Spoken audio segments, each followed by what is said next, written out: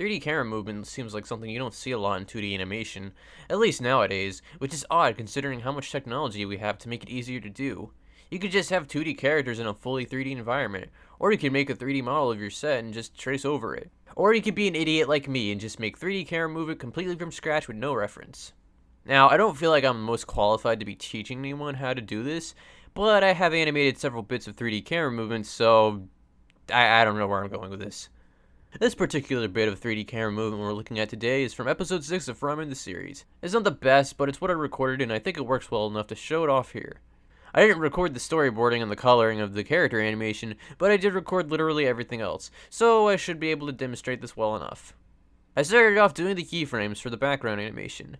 These backgrounds are really simple and just made by making shapes with the pencil tool and filling it in and adding some gradients, so it's not too complicated. Doing the keys took just over an hour and a half. Then I did the in-betweens for the background animation, which, unsurprisingly, took longer than the keys. About an hour longer, so just under 2.5 hours.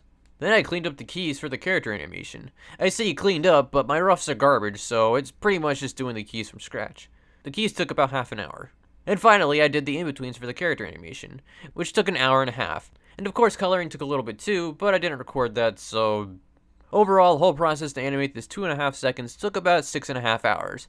I'm not sure if that's fast or not, but it doesn't seem like it took too long considering it takes some animators days or even weeks to do a couple of seconds.